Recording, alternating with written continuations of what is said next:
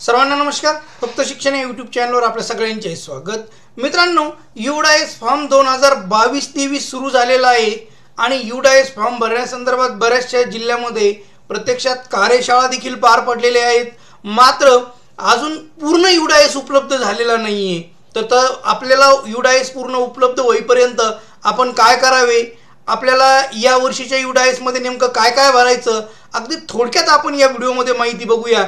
तत्पूर्वी माझी आपणास नम्र विनंती की माझ्या फक्त शिक्षण यूट्यूब चॅनलला जर सबस्क्राईब केलं नसेल तर सबस्क्राईब करा, नोटिफिकेशन ऑन करा, म्हणजे माझे नवनवीन व्हिडिओ तुम्हाला सहज मिळत जातील. तर चला मित्रांनो बघूया.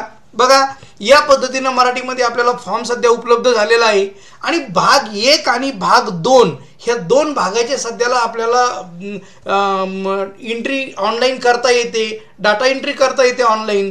तर यामध्ये बघा, भाग 1 मध्ये आपल्याला शैक्षणिक वर्ष 2022-23चा जो यूडायस आहे त्याच्यामध्ये सुरुवातीला शाळेचं पूर्ण नाव, त्यानंतर अर्थात इंग्रजीमध्ये कॅपिटलमध्ये लिहायचं आहे जिल्ह्याचं नाव, शाळेचा यूडायस क्रमांक, शाळेचं ठिकाण ग्रामीण आहे की शहरी आहे, ग्रामीण असेल तर 2 लिहायचं आहे आपल्याला, महसुली तालुक्याचं नाव, त्यानंतर गावाचे नाव, ग्रामपंचायतचं नाव, त्यानंतर स्थानिक स्वराज्य संस्था, प्रभाग, ही सगळी माहिती, शाळेची प्रारंभिक माहिती जवळपास आपली भरलेली असते. इथं महत्त्वाचं एक आहे मित्रांनो, जर समजा आपल्या याच्यातल्या काही माहितीमध्ये जर काही प्रॉब्लेम असेल, काही चूक असेल तर ती माहिती तुम्हाला बदल करता येत नाही, मुख्याध्यापकांना हिच्यामध्ये बदल करता येत नाही. तर तात्काळ आपल्या गट साधन केंद्रातल्या MIS कोऑर्डिनेटरशी किंवा जे काही डाटा एंट्री ऑपरेटरचं काम बघतात आपलं यूडायसचं, त्यांच्याशी तात्काळ संपर्क साधावा. इथं सगळ्यात महत्त्वाचं आहे मित्रांनो 1.8 आणि 8A आणि B.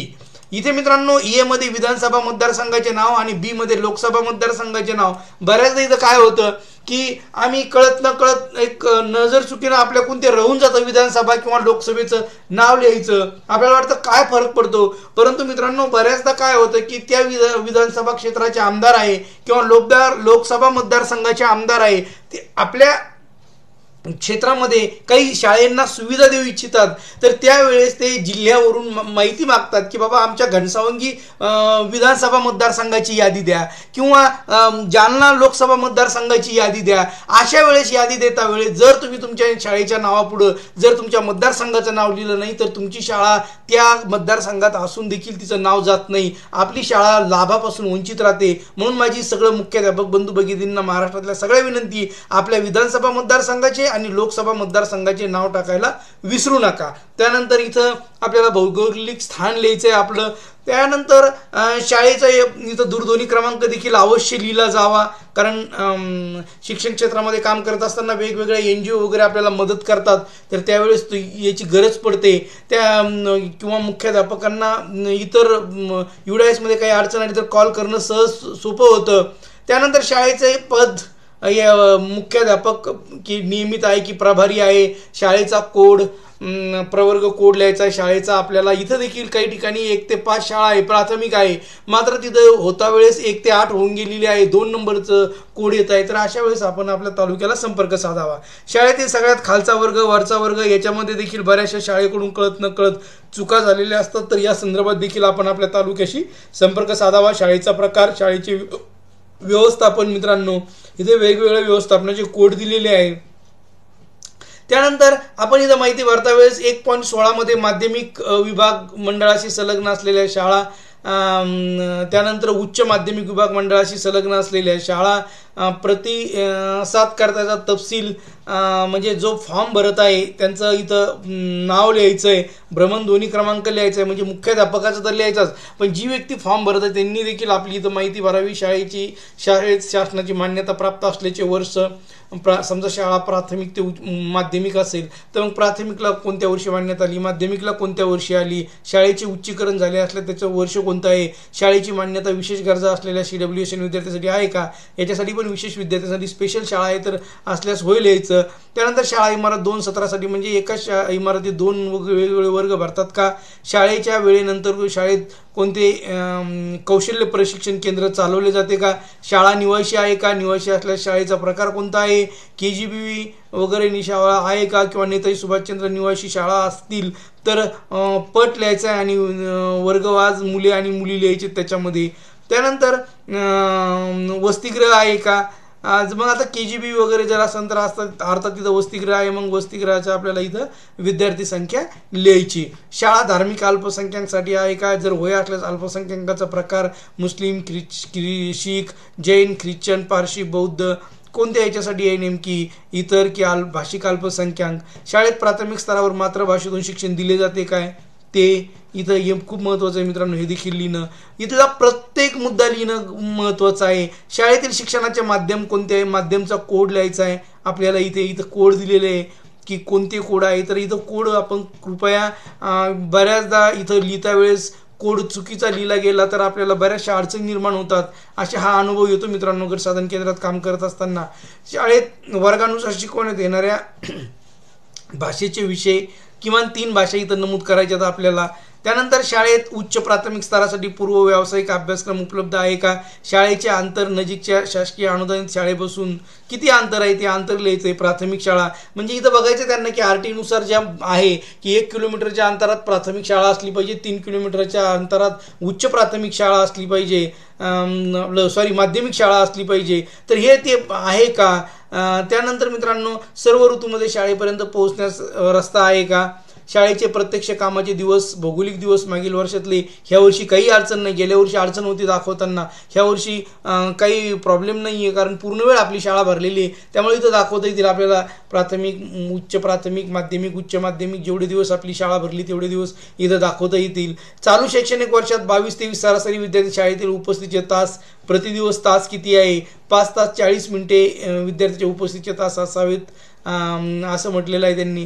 चालू शैक्षणिक वर्षात 22-23 सरासरी शिक्षकांचे शाळेतील उपस्थितीचे तास ते लिहायचे आहेत. सातत्यपूर्ण सर्वंकष मूल्यमापन CCE हे लिहिता वेळेस अर्थात गेल्या वर्षीचं लिहावं लागणार आहे. मग हे लिहिता वेळेस प्रत्यक्षामध्ये इथं त्या पद्धतीनं आपण मूल्यमापन करतोय का, वर्षभरात केलेल्या मूल्यमापन केलेल्याची संख्या आणि इथं होय नाही इथं लिहायचं आहे आपल्याला.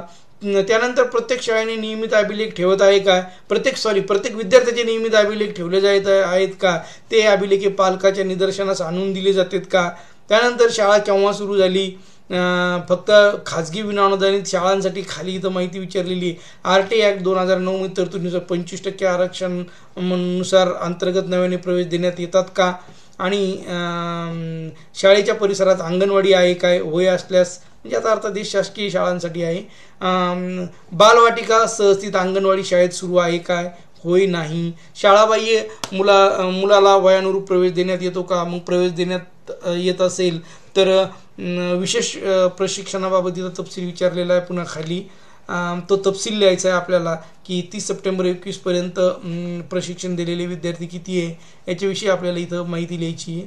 त्यानंतर चालू शैक्षणिक वर्षात उपचारात्मक अध्ययन घेतले आहे काय, तर होय. आपण ब्रिज कोर्स घेतला आहे, पुनर्रचित ब्रिज कोर्स, तर होय म्हणता येईल. लर्निंग च्या बाबतीमध्ये एनव्हान्समेंट वर्गामध्ये उपस्थित असलेल्या विद्यार्थ्यांची संख्या, मागील शैक्षणिक वर्षात शाळेला दिलेल्या भेटीचा तपशील. इथे एक खूप मोठा प्रॉब्लेम होतो बघा, शाळेला दिलेल्या भेटीचा तपशील. हा तपशील आपण काळजीपूर्वक भरणं गरजेचं आहे कारण या तपशिलानुसार आपल्याला मित्रांनो PGI मध्ये काही मार्क्स मिळतात. शैक्षणिक शाळा तपासणीची संख्या, केंद्रप्रमुखाच्या भेटीची संख्या, गट शिक्षण अधिकारी, गट स्तरावरील अधिकारी यांच्या भेटीची संख्या, याच्यामध्ये BRC आणि BO येतात. जिल्हा स्तरावरील अधिकारी यांच्या भेटीची संख्या. तर मित्रांनो इथं आपण ही भेटीची संख्या अतिशय काळजीपूर्वक भरा, जे आहे ते काळजीपूर्वक भरा. म्हणजे केंद्रप्रमुख आपल्या शाळेला भेटी देतात, गट शिक्षण अधिकारी, गट समन्वयक देतात, BO देतात, विस्तार अधिकारी देतात, त्यानंतर BRCचे साधन व्यक्ती देतात, BRCचे विशेष तज्ज्ञ देतात, IDचे फिरते विशेष शिक्षक देतात. तर या सगळ्यांची संख्या आपल्याला इथं लिहिणं गरजेची आहे. त्यानंतर केंद्रप्रमुखांच्या भेटीची संख्या जवाहर नवोदय विद्यालयांसाठी आहे, विभागीय स्तरावरील भेटीची संख्या, राज्य स्तरावरील. त्यानंतर इथे आपल्याला शाळा व्यवस्थापन समितीची हे स्थापन केलेली आहे काय आणि योग्य तत्वानुसार केलेली आहे काय. तर मागील शैक्षणिक वर्षात आयोजित केलेल्या SMCच्या बैठकीची संख्या, दर महिन्याला किमान 1 शाळा भेटीची संख्या आहे, त्यापेक्षा जास्त शाळा भेटायला दर महिन्याला किमान 1 SMCची बैठकीची संख्या आहे, त्यापेक्षा जास्त बैठक असू शकतात. त्यानंतर SMDशी शाळा विकास आराखडा तयार केलेला आहे काय, अर्थात जवळपास प्रत्येक शाळेनं आपल्या शाळा विकास आराखडा तयार केलेला आहे. मग होय असेल तर वर्ष नमूद करा, तर ते इथं लिहायचं आहे आपल्याला. शाळा बांधकाम संदर्भ समिती आहे का, आणि ती जवळपास प्रत्येक शाळेमध्ये आपल्या जिल्हा परिषदच्या आहे, खाजगी देखील आहे. शाळेने शैक्षणिक समिती स्थापन केलेली आहे काय, शाळेने पालक शिक्षक संघ स्थापन केलेले आहे काय, याच्यामध्ये जवळपास 1.46 या सगळ्या समिती आपल्या शाळेनं आहे. फक्त होय म्हणा त्याचं रजिस्टर व्यवस्थित मेंटेन केलेलं आहे का बघा. PFMS प्रणालीमध्ये शाळेने नोंदणी केलेली आहे काय, जवळपास आपल्याकडे अशी शाळाच नाही राहिली की जिची PFMS द्वारे नोंदणी नाही आहे. तर या पद्धतीनं मित्रांनो आपण जर हे भरलं तर हे आपल्याला एकदम सोपं आणि सुटसुटीत होऊन जातं. त्यानंतर पुढे शाळेत बहुवर्गीय तुकडे आहेत काय, तर होय आपल्याकडे बहुवर्गीय तुकड्यांची संख्या जास्त आहे. त्यानंतर एकत्र शिकवले जाणारे वर्ग बहुवर्ग अध्यापनच आपल्याकडे केलं जातं. शाळेच्या संकुलाचा भाग आहे का, शाळा संकुल जी नवीन संकल्पना आहे राष्ट्रीय शैक्षणिक धोरण 2020 मध्ये, तर प्रत्येक शाळा संकुलाचा भाग नाही आहे. अतिशय कमी शाळा आहे आपल्याकडे. शाळा ही शाळा संकुलाची हब मुख्य शाळा आहे काय. त्यानंतर होय शाळा संकुलाची भाग असल्यास पूर्व प्राथमिक, प्राथमिक, उच्च प्राथमिक, माध्यमिक, उच्च माध्यमिक एकूण. त्यानंतर शाळा एक भारत श्रेष्ठ भारत अंतर्गत काही उपक्रम घेतलेले आहे काय, तर होय आपल्याकडे उपक्रम घेतलेले आहे. याच्यामध्ये एक भारत श्रेष्ठ भारत अंतर्गत मोफत पाठ्यपुस्तके, teacher learning material, play material, त्यानंतर श्रेणीबद्ध पूरक साहित्य या संदर्भात इथं काही माहिती विचारलेली आहे. मोफत पाठ्यपुस्तके मिळालेली आहे. चालू शैक्षणिक वर्षात पुस्तके कधी उपलब्ध झाली, शाळेच्या प्रारंभीच झालेली आहे प्राथमिक स्तरावर, कारण पूर्व प्राथमिकला आपल्याकडे होत नाही उपलब्ध. प्रत्येक वर्गासाठी अध्ययन अध्यापन साहित्य उपलब्ध आहे काय, तर जवळपास प्रत्येक वर्गामध्ये आहे. होय असल्यास भाषा विषयाचे मूलभूत साहित्य उपलब्ध असलेल्या मुलांची संख्या, होय असल्यास गणितची असलेली संख्या, त्यानंतर पूरक साहित्य शाळेमध्ये आहे काय, होय असल्यास पूरक साहित्य प्राप्त झालेल्या मुलांची संख्या, वर्गणीय पूरक साहित्य उपलब्ध असणाऱ्या विद्यार्थ्यांची संख्या. हे जवळपास हा जो 1.52 मुद्दा आहे या मुद्द्यातलं बहुतेक साहित्य आपल्या शाळेमध्ये 1.52चं उपलब्ध आहे. फक्त काळजीपूर्वक तुम्ही हे बघा मित्रांनो, नोंदवा. 1.53 मध्ये अध्ययन अध्यापन म्हणजे अध्ययन शिकणे चालू शैक्षणिक वर्षात साहित्य व इतर याच्या बाबतीमध्ये इथं माहिती विचारलेली आहे. तर अध्ययन निष्पत्तीवर आधारित मूल्यमापनासाठी एकूण किती प्रश्न तयार केलेले आहेत, तर किती प्रश्न तयार केलेत अध्ययन निष्पत्तीवर आधारित, तर आपण प्रश्नपत्रिकाच अध्ययन निष्पत्तीवर आधारित तयार करतो मित्रांनो. त्याच्यामुळे इथं आपण लिहू शकता मागील शैक्षणिक वर्षात 2021 मध्ये तयार केलेले निकष संदर्भीय प्रश्नांची संख्या किती केलते. अध्ययन अध्यापनासाठी शाळेतील शिक्षकांनी अध्ययन साहित्य साधनांची निर्मिती केलेली आहे काय. शाळा अध्ययन समृद्ध उपक्रम जसे की प्रकल्प, गटकार्य, पोर्टल, पोर्टफोलिओ, संचिका, आभासी प्रयोगशाळा, वर्गातील कामगिरी, प्रश्नमंजुषा, वादविवाद, सृजनशील लेखन इत्यादी हाती घेतलेली आहे काय. बहुतेक शिक्षकांचं आहे, खूप सुंदर आहे. तर आपल्याला इथं लिहिता येईल. अध्ययन निष्पत्तीच्या संपादनामध्ये निदर्शनास येणाऱ्या आव्हानात्मक बाबींची संख्या लिहायची, सायबर सुरक्षा संदर्भात लिहायचे आणि मनोसामाजिक पैलूवर आधारित प्रशिक्षण मिळालेल्या विद्यार्थ्यांची संख्या लिहायची. या पद्धतीनं आपण भाग 1A इथं संपवतोय. भाग 1B मध्ये शालेय सुरक्षा. मी जूनमध्ये सुरुवातीला शालेय सुरक्षेच्या संदर्भात एक PDF तयार करून टाकली होती. महाराष्ट्रातल्या जवळपास 20 ते 25 हजार मुख्याध्यापकांनी तो व्हिडिओ बघितला. तर मित्रांनो प्रत्यक्षामध्ये यामध्ये आपल्याला शाळा आपत्ती व्यवस्थापन नियोजन करण्यात आलेले आहे काय, तर बहुतेक प्रत्येक शाळेमध्ये आहे. भौतिक सुरक्षितता लेखा परीक्षण झालेले आहे काय, अभौतिक सुरक्षितता लेखा परीक्षण झालेले आहे काय, शाळेमध्ये CCTV कॅमेरे बसवलेले आहेत काय, अग्निशामन यंत्र आहे काय. तर हे कमी प्रमाणात आहे, मात्र अग्निशामक यंत्र आपल्या बहुतेक शाळेत आहेत. शाळा सुरक्षेसाठी संपर्क करणे कामी नोडल टीचर नियुक्त करण्यात आलेले आहे काय. त्यानंतर शाळा सुरक्षा व शाळा व्यवस्थापन बाबतचे नियमित प्रशिक्षण झालेले आहे काय, होय झाले. SMCच्या प्रशिक्षणात आपण हे सगळं घेतलेलं आहे, मी स्वतः सुलभ होतो त्याचा. त्यानंतर अभ्यासक्रमाचा भाग म्हणून आपत्ती व्यवस्थापन शिकवले जाते काय, मुलींसाठी स्वसंरक्षण प्रशिक्षण देण्याकरिता अनुदान मिळालेले आहे काय, होय असल्यास प्रशिक्षण झालेल्या विद्यार्थ्यांची संख्या.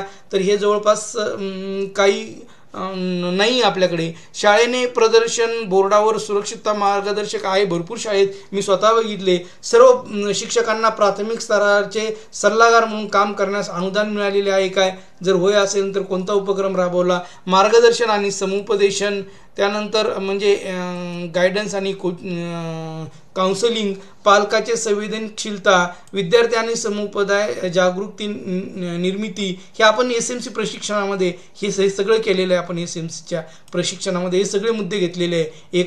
1.54.11चा 12 मध्ये आहे सर्व घटकांच्या याच्यामध्ये समावेशाद्वारे मुलांची सुरक्षितता निश्चित करण्यासाठी शाळांच्या सुरक्षितता आणि सुरक्षा तपासणीची वारंवार संख्या मग काय केलं जातं.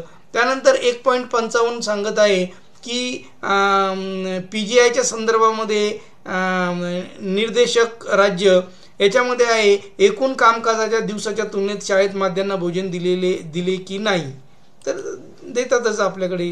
त्यानंतर माध्यान्ह भोजन किती दिवस दिले गेले प्राथमिक शाळांना, त्यानंतर आधार क्रमांक असलेल्या शिक्षकांची संख्या तर सगळ्या शिक्षकाकडे आहे.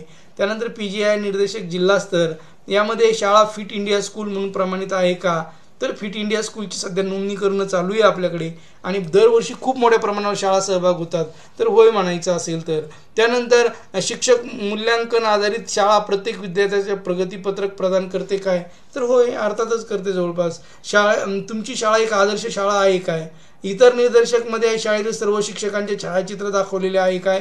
शाळेने विद्याप्रवेश मॉड्यूल दत्तक प्रारंभ केलेला आहे का, होय विद्याप्रवेश आपल्या महाराष्ट्रातल्या जवळपास सगळ्या शाळेत 100% शाळेत राबवला गेला, शासकीय आणि जीपच्या. विद्यार्थ्यांची उपस्थिती बायोमेट्रिक पद्धतीने घेतली जाते काय, तर ही मात्र बहुतेक शाळेत घेतली जात नाही. शिक्षकाची उपस्थिती देखील बायोमेट्रिकने घेतली जात नाही. शाळेने युवा क्लब स्थापन केलेले आहे काय, शाळेने युको क्लब स्थापन केलेले आहे का, हे मात्र बऱ्याचशा शाळेत आहेत. शिक्षकांना शिक्षक ओळखपत्र दिलेलं आहे काय, आपल्याकडे जवळपास 100% शिक्षकाकडे ओळखपत्र आहे. त्यानंतर राज्य SSA प्रमाणन मिळाले आहे काय, स्टेट SSA सेल्फ सर्टिफिकेशन जे आहे ते मिळालेलं आहे काय, इथं म्हटलेलं आहे. त्यानंतर भाग 1 मधला D आहे शाळेला मिळालेले अनुदानामध्ये समग्र शिक्षा योजनेतून शाळेला मिळालेल्या अनुदानाचा तपशील, प्राप्त झालेले अनुदान आणि केलेला खर्च याचा इथं आपल्याला तपशील लिहायचा आहे. 59 मध्ये शाळेचं उत्पन्न कोणकोणत्या इतर सामाजिक कोणकोणत्या स्रोतातून होतं ते लिहायचं आहे. अशासकीय संस्था, त्यानंतर सार्वजनिक क्षेत्रातून लोकसहभागातून आणि इतर, आणि शाळेत साहित्य नोंदणी रजिस्टर तपशील ICTचा आहे, स्पोर्टचा आहे आणि लायब्ररीचा आहे. या पद्धतीनं मित्रांनो आपण भाग 1 मध्ये UDAIS मध्ये ही माहिती काळजीपूर्वक भरून घेऊया. पुन्हा पुढचा भाग लवकरच बघूया. तोपर्यंत धन्यवाद.